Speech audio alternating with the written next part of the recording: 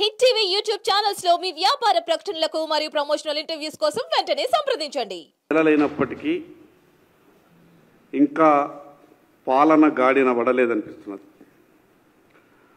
ప్రత్యేకంగా గ్రామీణ ప్రాంత వ్యవస్థను,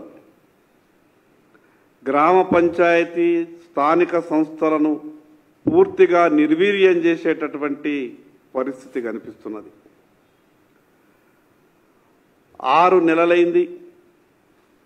గ్రామ పంచాయతీలో స్థానిక సంస్థలలో ఎటువంటి అభివృద్ధి కార్యక్రమాలు లేక కనీస అవసరాలు తీర్చుకోలేనటువంటి పరిస్థితులలో ఈరోజు గ్రామ పంచాయతీలు ఉన్నాయి. ఒక విధంగా చెప్పాలంటే ఈ రాష్ట్రంలో ఆర్థిక ఎమర్జెన్సీ వచ్చింది. ఈ ఆర్థిక ఎమర్జెన్సీని ప్రభుత్వం వెంటనే బయట పెట్టాలా, కానీ ఇంకా ఏదో మేనేజ్ చేసేటటువంటి ప్రయత్నం చేస్తున్నది. మీరు ఆ రకమైనటువంటి ప్రయత్నం చేయడం వల్ల ఇంకా అనేకమైనటువంటి సమస్యలని ఎదుర్కొనేటటువంటి అవకాశం ఉన్నది.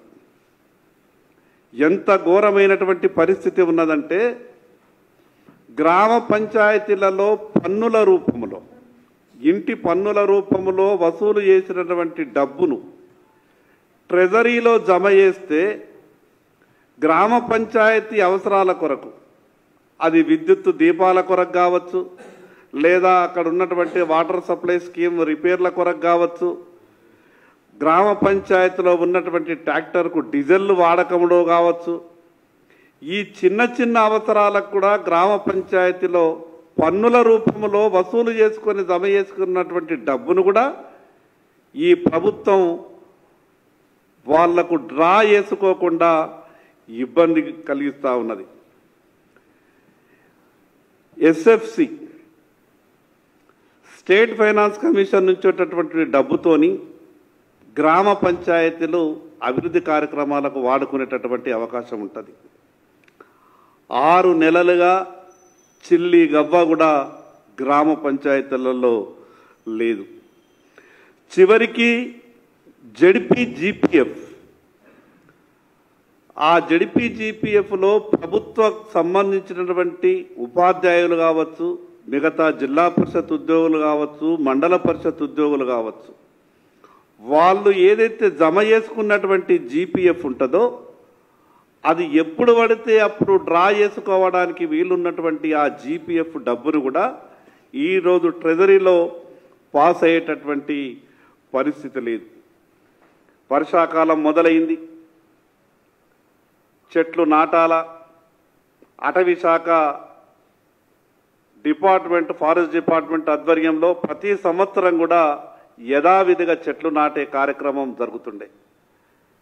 ₹1 కూడా ఈరోజు పనులు చేద్దామంటే ఫారెస్ట్ డిపార్ట్మెంట్కు ₹1 కేటాయించలేదు, గ్రామ పంచాయతీలకు ₹1 కేటాయించలేదు.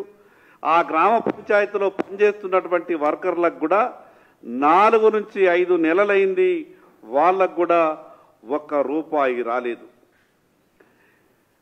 గ్రామాలలో వాటర్ సప్లైకి సంబంధించినటువంటి చిన్న చిన్న రిపేర్లు చేసుకుందామంటే కూడా గ్రామ పంచాయతీలలో ₹1 లేదు. ఇంకా ఘోరం ఏంటంటే కేంద్ర ప్రభుత్వం ఇచ్చినటువంటి 498 కోట్ల రూపాయలను ఈ రాష్ట్ర ప్రభుత్వం వాడుకున్నది గ్రామ పంచాయతీలకు ఇంకా ఇస్తలేదు. వీళ్ళు ఇవ్వరు. కేంద్ర ప్రభుత్వం ఇచ్చే డబ్బునైనా కనీసం సరైనటువంటి సమయంలో గ్రామ పంచాయతీ ఖాతాలలో జమ చేస్తే ఆ గ్రామ పంచాయతీలు కనీసం అవసరాలు తీర్చుకునేటటువంటి అవకాశం ఉన్నది. గత ప్రభుత్వం గ్రామ పంచాయతీలకు గొప్పపోయే విధంగా, ఆ గ్రామ పంచాయతీ ఆర్థిక పరిస్థితి బాగలేకున్నా జబర్దస్తిగా ట్రాక్టర్లను కట్టబెట్టింది. ఆ ట్రాక్టర్లకు ఇన్స్టాల్మెంట్ కట్టాలా, డ్రైవర్లకు జీతాలు ఇవ్వాలా, అదేవిధంగా దాంట్లో ట్రాక్టర్కు మెయింటెనెన్స్కు డీజిల్ కొరకు డబ్బులు కావాలా. ఈరోజు డీజిల్ పోసేటటువంటి పరిస్థితుల్లో కూడా గ్రామ పంచాయతీలు లేనటువంటి పరిస్థితులు ఉన్నదంటే ఏ రకంగా గ్రామ పంచాయతీ ఈ స్థానిక సంస్థలను ఏ రకంగా ఈ ప్రభుత్వం ఇబ్బంది పెడతా ఉన్నదో అర్థం చేసుకోవాలా. ఇంకొక ఘోరం ఏందనంటే వ్యవసాయ సీజన్ మొదలైంది, ఇప్పటికే దాదాపు నెల గడుస్తున్నది. రైతులకు సరఫరా చేసే విత్తనాలలో సబ్సిడీ ఇవ్వాలా, దాంట్లో కూడా ₹1 లేదు. రైతులకు ఇప్పుడు వ్యవసాయ పరికరాలు అందజేయాలా, దానికి ₹1 లేదు. ఈ రకంగా ఈ రాష్ట్రాన్ని కాంగ్రెస్ పార్టీ పరిపాలిస్తే ఏ రకమైనటువంటి అభివృద్ధి జరుగుతుందో ప్రజలారా ఒక్కసారి అర్థం చేసుకోండి. కానీ ఎవరికి మేలు జరిగింది? కొత్తగా ఈ పార్టీ కాంగ్రెస్ పార్టీ ఈ రాష్ట్రంలో అధికారంలోకి వచ్చంటే ఏ కాంగ్రెస్ కాంట్రాక్టర్లు అయితే కాంట్రాక్టు పనిచేసి పెండింగ్లో ఉండెనో వారికి బిల్లులు ఇవ్వడానికి మాత్రమే ఈ ప్రభుత్వం వచ్చిందా అనే అనుమానం కలుగుతూ ఉన్నది. ఈరోజు తెలంగాణ రాష్ట్రంలో ఏదైనా టెండర్లు పెడితే కాంట్రాక్టర్లు టెండర్లు వేయడానికి కూడా రాలేనటువంటి పరిస్థితి. ఈ భారతదేశంలో ఏ రాష్ట్రంలో కూడా ప్రభుత్వం టెండర్ పిలిచిన తర్వాత 4-5 సార్లు కూడా టెండర్లకు రానటువంటి పరిస్థితి ఉన్నది అనంటే తెలంగాణ రాష్ట్ర ఆర్థిక పరిస్థితి ఏ రకంగా ఉన్నదో మనం అర్థం చేసుకోవాలా. గత ప్రభుత్వాలు ఏవైనా కావచ్చు, పార్టీలు మారచ్చు, ప్రభుత్వాలు కొత్తగా రావచ్చు, కానీ గత ప్రభుత్వం 80%, 70% పూర్తి చేసినటువంటి ఏవైతే కొన్ని ప్రాజెక్టులు ఉంటాయో, కొన్ని పనులు ఉంటాయో, వేల కోట్ల రూపాయలు ఖర్చు పెట్టిన తర్వాత కూడా ఇంకొక 10%, 20% ఖర్చు పెడితే ఆ ప్రాజెక్టు పూర్తయి ఫలాలు అందేటటువంటి అవకాశం ఉంటుంది.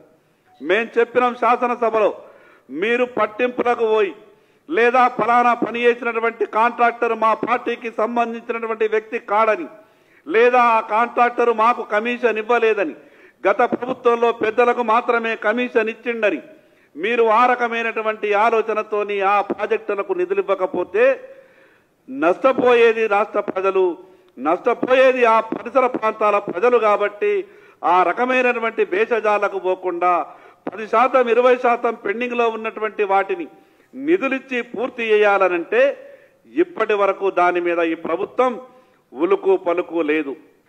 ప్రభుత్వం వచ్చినటువంటి కొత్తలోనే ఓటాన్ అకౌంట్ బడ్జెట్ ప్రవేశపెట్టినటువంటి బడ్జెట్లో సంక్షేమానికి సంబంధించినటువంటి 5% కూడా నిధులు ఖర్చు కాలేదు. మరి 6 నెలలలో 5% నిధులు కూడా ఖర్చు కాకపోతే మిగిలిన 6 నెలల్లో మీరు పెట్టినటువంటి బడ్జెట్ పుస్తకాలలో మీరు పొందుపరిచినటువంటి అంకెలను ఏ రకంగా మీరు రీచ్ కాగలుగుతారో ఈ ప్రభుత్వంలో ఉన్నటువంటి పెద్దలు సమాధానం చెప్పాలా. చాలా గొప్పగా మాట్లాడతారు కదా, స్థానిక సంస్థలని మా రాజీవ్ గాంధీ గారు గొప్పగా ఆలోచనతోని తీర్చిదిద్దిండ్రు. 72, 73వ రాజ్యాంగం ప్రకారం స్థానిక సంస్థలను బలోపేతం చేస్తున్నామని చెప్పిండ్రు. ఈరోజు గ్రామాలలో అభివృద్ధి కార్యక్రమాలు జరగాలంటే, ఈరోజు గ్రామాలు అభివృద్ధి, గ్రామీణ ప్రాంతం అభివృద్ధి జరగాలంటే గ్రామ పంచాయతీ అనే వ్యవస్థ యాక్టివ్గా ఉంటేనే సాధ్యమవుతుంది. ముఖ్యమంత్రి కూడా ఆ గ్రామానికి వచ్చినా అక్కడ ఉన్నటువంటి స్థానిక సర్పంచ్ సభకు అధ్యక్షత వహించి అక్కడ ఉన్నటువంటి సమస్యలను గుర్తించి అక్కడ ఉన్నటువంటి లబ్ధిదారులకు ప్రభుత్వ పథకాలు అందించే అవకాశం కేవలం స్థానిక సంస్థలు యాక్టివ్గా ఉంటేనే సాధ్యమవుతుంది. ఏ రకంగా మీరు లబ్ధిదారులను ఎంపిక చేయగలుగుతారు? పంచాయతీల పీరియడ్ ఎన్నికల మాట లేదు. ఈరోజు మండల పరిషత్, జిల్లా పరిషత్ కూడా పూర్తయిపోయింది, దాని గురించి ప్రస్తావన లేదు. అంటే ఈ రాష్ట్రంలో స్థానిక సంస్థలు అనేవి లేకుండా కేవలం ఒక ముఖ్యమంత్రి గారు ఉండాలా, మంత్రివర్గం మాత్రమే ఉండి ఈ రాష్ట్రాన్ని పరిపాలించదలుచుకున్నారా? ఈ రాష్ట్ర ప్రభుత్వం సమాధానం చెప్పాలా. ఇటువంటి ఆర్థిక ఎమర్జెన్సీ నడుస్తున్నప్పుడు వెంటనే ప్రభుత్వం తేరుకోవాలి. మేము ఆర్టీఐలో ఇప్పుడు అడిగినాం, అసలు గత ప్రభుత్వం మీద మాట్లాడుతున్నాం కదా, గత ప్రభుత్వం చేసినటువంటి తప్పుల మీద చర్చ చేస్తున్నాం కదా, ఈ ప్రభుత్వం వచ్చి 6 నెలలైంది, మీరు ఆర్థిక విషయాలలో చేస్తున్నటువంటి వ్యవహారం ఏమని మేము ఆర్టీఐలో అడిగితే, ఏ రకంగానైతే టీఆర్ఎస్ ప్రభుత్వం 10 సంవత్సరాలు రాష్ట్ర ఆర్థిక పరిస్థితి గురించి ప్రజలకు తెలియనివ్వకుండా అన్ని విషయాలను దాచిపెట్టిందో ఈ ప్రభుత్వం కూడా ఆ రకంగానే వ్యవహారం చేస్తా ఉన్నది. మేము ఆర్టీఐలో కొన్ని విషయాలు అడిగినాం. కొత్తగా వచ్చినటువంటి ప్రభుత్వం మీరు ఏ అప్పులు చేసిండ్రు, ఏ రకంగా అప్పులు చేస్తున్నారు, విషయాలు మాకు చెప్పాలనంటే ఓటాన్ అకౌంట్లో బడ్జెట్లో ప్రవేశపెట్టినటువంటి ఒక పుస్తకాన్ని ఇచ్చిన తప్పితే మేము అడిగినటువంటి విషయాల్ని దాచిపెట్టే ప్రయత్నం చేస్తా ఉన్నారు. ఈ ప్రభుత్వాన్ని భారతీయ జనతా పార్టీ డిమాండ్ చేస్తున్నది. మీరు చేసినటువంటి తప్పులను వెంటనే సరిదిద్దుకోవాలా. కేంద్ర ప్రభుత్వం ఇచ్చినటువంటి నిధులను వెంటనే మీరు ఆ నిధులని గ్రామ పంచాయతీలకు, మండల పరిషత్తులకు, జిల్లా పరిషత్తులకు నిధులు విడుదల చేయాలి. నేను మొన్న ఒక జిల్లా పరిషత్ సమావేశానికి వెళ్తే అక్కడ ఉన్నటువంటి జడ్పీటీసీ, ఎంపీటీసీ సభ్యులు అడుగుతున్నారు, మాకు అభివృద్ధికైతే ఎట్లా నిధులు ఇస్తలేరు, కనీసం మా గౌరవ వేతనాలన్నా ఇప్పియండి అని వారు బతిమిలాడేటటువంటి పరిస్థితి వచ్చిందంటే ఈ రాష్ట్రంలో పరిపాలన ఏ రకంగా జరుగుతున్నదో అర్థం చేసుకోవచ్చు. రాష్ట్ర ముఖ్యమంత్రి గారిని డిమాండ్ చేస్తా ఉన్నాం, జరుగుతున్నటువంటి పరిస్థితిని ఒక్కసారి అర్థం చేసుకోండి. వెంటనే మీరు ఒక సమీక్ష సమావేశం ఏర్పాటు చేసి గ్రామ పంచాయతీలకు ఇవ్వాల్సినటువంటి నిధులన్నీ కూడా వెంటనే విడుదల చేయాలి. కేంద్ర ప్రభుత్వం మీకు అన్ని రకాలుగా సహాయ సహకారాలు ఇవ్వడానికి సిద్ధంగా ఉన్నది. గ్రామ పంచాయతీ వ్యవస్థ లేకపోతే, మండల వ్యవస్థ, జిల్లా పరిషత్ వ్యవస్థ ఎన్నికలు జరపకుండా ఖాళీగా ఉంటే నిధులు కూడా ఆగిపోయే ప్రమాదం ఉన్నది. తద్వారా పూర రాష్ట్ర అభివృద్ధి అంతా కూడా కుంటుపడే అవకాశం ఉన్నది. కాబట్టి ఈ విషయాల మీద వెంటనే రాష్ట్ర ప్రభుత్వం దృష్టి సారించాలని భారతీయ జనతా పార్టీ డిమాండ్ చేస్తున్నది. ఓకేనా?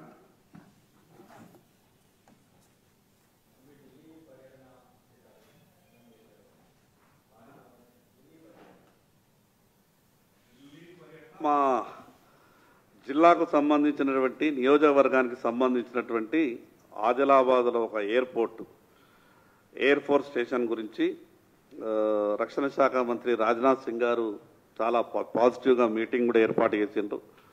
ఎయిర్ ఫోర్స్ స్టేషన్ తప్పకుండా ఆదిలాబాద్లో ఏర్పాటు చేస్తామని చెప్పిండ్రు. దాని ద్వారా ప్రతి సంవత్సరానికి ఒక 10,000 మందికి ఆదిలాబాద్లో ట్రైనింగ్ ఉంటుంది. అదేవిధంగా అక్కడ ఇన్ఫ్రాస్ట్రక్చర్ డెవలప్ అవుతుంది, ఎంప్లాయ్మెంట్ లోకల్గా కొంత జనరేట్ అవుతుంది. కాబట్టి ఆదిలాబాద్, వెనుకబడ్డటువంటి ఆదిలాబాద్ జిల్లాకు మూడవసారి నరేంద్ర మోడీ గారి ప్రభుత్వం వచ్చిన తర్వాత ఒక శుభవార్త తొందరలోనే వస్తుందన్న ఒక నమ్మకం మాకున్నది.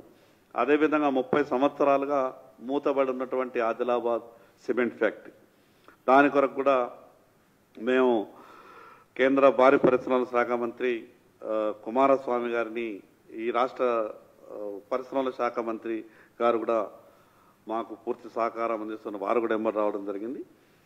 ఆ 30 సంవత్సరాలు మూతబడి ఉన్నటువంటి సిమెంట్ ఫ్యాక్టరీని కూడా ఈ రాష్ట్ర ప్రభుత్వానికి ఇచ్చా లేదా పీపీపీ మోడ్లన ఏదో రకంగా ఆ సిమెంట్ ఫ్యాక్టరీని కూడా పునఃప్రారంభించే విధంగా ప్రయత్నం చేస్తామని కేంద్రంలో ఉన్నటువంటి ఆ ఇద్దరు మంత్రులు కూడా హామీ ఇవ్వడం జరిగింది. మిగతా అన్ని నీకు గుర్తు. హిట్ టీవీ యాప్ ని డౌన్లోడ్ చేసుకోండి. ఇందులో short news, live news, entertainment movies అన్ని అవైలబుల్ గా ఉన్నాయి. Please download hit TV app. Hit TV app ని ఫ్రీగా డౌన్లోడ్ చేసుకోండి.